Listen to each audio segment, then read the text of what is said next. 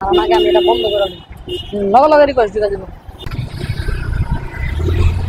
আমি আপনার মানে লোকেশনে পৌঁছেছি, তারপর যদি আপনি কাটেন তাহলে আপনার টাকা কাটবে। বিসমিল্লাহি তাওয়াক্কালতু আলাল্লাহ, লা হাওলা ওয়ালা কুওয়াতা ইল্লা বিল্লাহ। আসসালামু আলাইকুম ওয়া রাহমাতুল্লাহ। হ্যালো বাংলাদেশি পাবলিক, ঢাকাইয়া বাইকার চ্যানেলের নতুন একটি ভিডিওতে আপনাদের সবাইকে আবারও স্বাগত। আজ রমজান মাসের 1 তারিখ, মানে পহেলা রমজান। সবাইকে রমজানুল মুবারক। আমাদের ভিডিওটি শুরু হচ্ছে পুরান ঢাকার 17 থেকে। অলরেডি ইন ড্রাইভ একটা রিকোয়েস্ট অ্যাকসেপ্ট করছি, যাত্রী যাবে যমুনা ফিউচার পার্ক।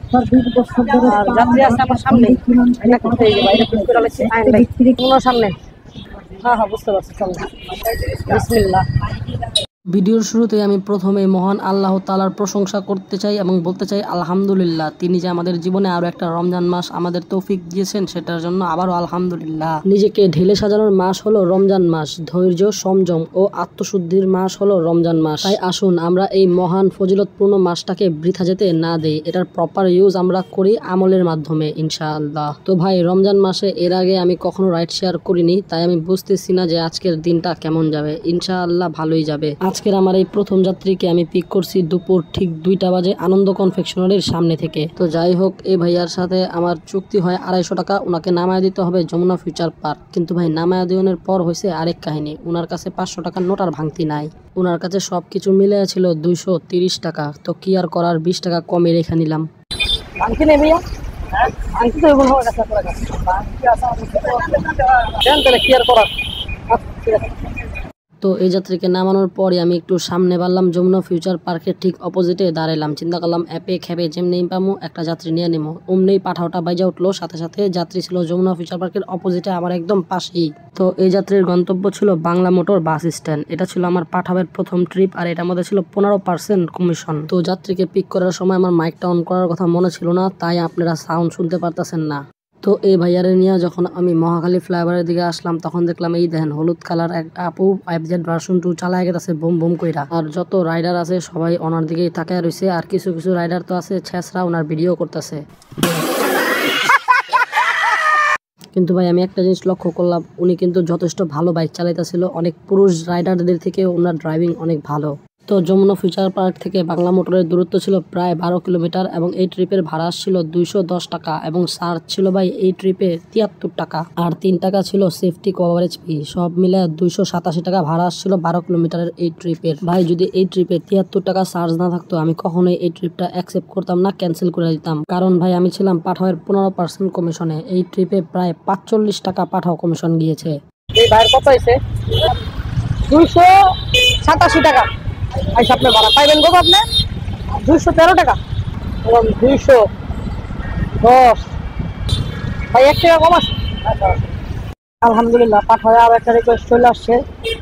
যাত্রী আছে এই বাংলা মোড়ে ফুটওভার ব্রিজের নিচে, আর যাবে হলো উত্তর পাল্টা শাহরিয়ার। ভাইয়া শাহরিয়ার, হ্যাঁ চলেন ভাইয়া, যাবেন হলো উত্তর পাল্টা হোসেন মার্কেট। হ্যাঁ চলেন।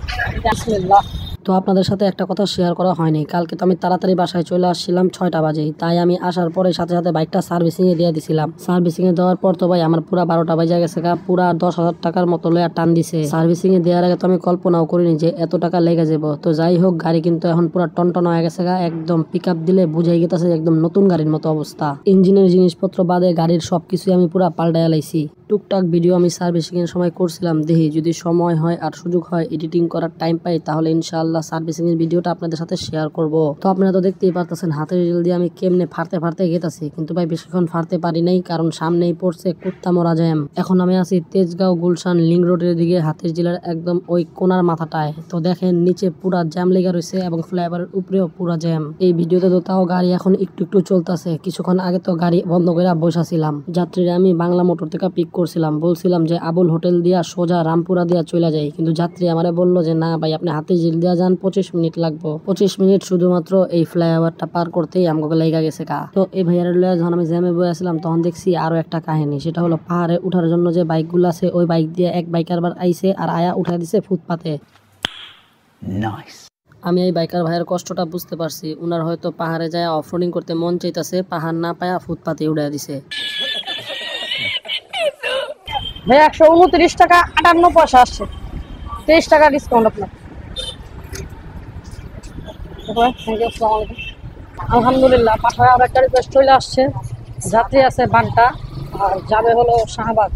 চলেন যাত্রীরা তাড়াতাড়ি পিক করি, বাসার দিকে একটা ট্রিপি দরকার ছিল, কারণ 5টা 6 বাজে আর 6টা 5 সম্ভবত আজকে ইফতারের টাইম। ভাইয়া ভাইয়া শাহবাগ যাবেন তাই না? চলেন বিসমিল্লাহ। তো এর আগের যাত্রীর নামে যখন আমি ম্যাপের লোকেশন ঠিক করতাম পাঠাবের যে আমার একটা পুরান ঢাকার দিকে যাত্রী লাগবো, অমনি শাহবাগের এই রিকোয়েস্ট আয়া পড়ছে আর আমি তো অনেক খুশি হয়ে গেছি আলহামদুলিল্লাহ। রোজাদার ব্যক্তির মনের আশা বা দোয়া যে আল্লাহ সাথে সাথে কবুল করে, এটার প্রমাণ আমি এখনই পেয়ে গেলাম আলহামদুলিল্লাহ। আল্লাহ তাআলা তো আমার জন্য পথ ঠিকই খুলে দিছে, কিন্তু এই পথে চলতে হবে আমাকেই। আর এই কথাটা বলার কারণ হলো এই ভাইকে যখন আমি পিক করছি তখন বাজে হলো 5টা 10 আর ঠিক 53 মিনিট পরেই আজান দেয়া দিবে। তো 53 মিনিটে বাড্ডা থেকে শাহবাগ আসা মোর দেন এনাফ যদি এটা অন্য দিন হইতো, কিন্তু আজকে হইলো রমজান মাসের 1ম তারিখ, মানে প্রথম রমজান। সব অফিস টফিস সব 4টা বাজে ছুটি দেওয়া দিছে, সবাই যার যার বাসায় যায় এখন ইফতার করব। তাই রাস্তায় জায়গায় জায়গায় প্রচন্ড পরিমাণে জ্যামের সৃষ্টি হয়েছে, কিন্তু তারপরেও আল্লাহ তাআলার অশেষ রহমতে আমি উনাকে ঠিক টাইম মতোই উনার গন্তব্যে পৌঁছায় দিতে পারছিলাম আলহামদুলিল্লাহ। ভাড়া হিসেবে 147 টাকা, 4 পয়সা কম আর কি। আগে আমি এটা বন্ধ করে দিই, লগে লগে রিকোয়েস্ট দিয়ে দেবো ইনশাল্লাহ, চেষ্টা করলে ভাই দেবো মনে হয়। 147 টাকা আপনি ভাড়াইছে, আপনি পাইবেন হলো 853 টাকা। ধরেন এদিকে 500 ঠিক আছে ভাইয়া, ধন্যবাদ ভাইয়া, আসসালামু আলাইকুম। থ্যাংক ইউ ভাইয়া আপনারও। তো এই ভাইয়ারা তো লিগালি আমাকে নামাইতে হতো মেট্রো স্টেশনের নিচে, কিন্তু এখানে নামাইলাম। এখন যাবো সোজা বাসায়, ইফতারের সময় আর 10 মিনিট বাকি। তো এখন আর ইফতারির জন্য 10 মিনিট বাকি আছে, তাই আমি উড়তে উড়তে বাসার দিকে রওনা দিয়ে দিছি। কিন্তু আল্লাহর রহমতে রোড এখান থেকে আমার বাসা পর্যন্ত পুরোটা আমি ফাঁকে পাইছিলাম। তাহলে চলেন আজকের ভিডিওর সবচেয়ে ইম্পর্টেন্ট পার্টে চলে যাই, সেটা হলো হিসাব কিতাব। তো আজকে আমি পাঠায় টোটাল 3টা ট্রিপ কমপ্লিট করছি এবং ইনকাম করছি 521 টাকা, আর ইন ড্রাইভে একটা ট্রিপে ইনকাম করছি 230 টাকা আলহামদুলিল্লাহ। তো দুইটা মিলে আমার টোটাল ইনকাম দাঁড়ায় 751 টাকা। আজকে আমি বাসা থেকে বেরিয়েছিলাম দুপুর 2টা বাজে এবং বাসায় ব্যাক করতেছি প্রায় 6টা বাজে। এই 4 ঘন্টায় আমার বাইক চলছে টোটাল 42 কিলোমিটার। যেহেতু অনেক জ্যামে ট্যামে চালাইছি, তাহলে ধরেন না 150 টাকার তেল লাগছে। যদি 750 থেকে 150 বাদ দেয় তাহলে থাকে 600 টাকা আলহামদুলিল্লাহ। 4 ঘন্টায় 600 টাকা ইনকাম হলো রোজার প্রথম দিনে। রমজান মাসে রাইড শেয়ার নিয়ে আমি যতটা চিন্তা করতেছিলাম, আসলে আমার কাছে মনে হয় ততটা চিন্তা করার বিষয় নাই। কারণ হলো ভাই, আমি কিন্তু আজকে ট্রিপ ছাড়া 5 মিনিটও বসে থাকিনি। কিন্তু একটা নোটিস করার মতো বিষয় হলো রাস্তাঘাটের জ্যাম। পুরো রমজান মাস জুড়ে যে জ্যাম থাকবো এটা বুঝতে পারছি। তো যাই হোক, একদিনের পরিসংখ্যানের উপর ভিত্তি করে তো আর সঠিক অনুমান করা যাবে না, সেটা তো মাস শেষ হওয়ার পরেই বোঝা যাবে ইনশাআল্লাহ। আরেকটা মজার ব্যাপার হলো, আমি আজকে যখন বাসায় এসে ঢুকছি সাথে সাথে মাগরিবের আজান দিছে, মানে একদম কারেক্ট টাইমে আমি আইছি। তো এই জিনিসটাও আমি আজকে বুঝতে পারলাম যে রমজান মাসে আরো একটা বড় চ্যালেঞ্জ হবে এই জ্যাম ঠেলা টাইম মতো মাগরিবের আগে বাসায় এসে ফ্যামিলির সাথে ইফতার করা। আলহামদুলিল্লাহ আমার প্রথম রমজানটা তো সুন্দরভাবে আল্লাহর রহমতে কাটা গেল। আপনাদের রমজানও যাতে সুন্দর হয় সে দোয়াই আমি করি। সবাই রমজান মাসে বেশি বেশি করে দোয়া দরুদ পাঠ করবেন, আমল করার চেষ্টা করবেন নিজের সাধ্য মতো। ইনশাআল্লাহ ওই দুনিয়াতে আর এই দুনিয়াতে দুনিয়াতে আপনারা কামিয়াব হয়ে যাবেন।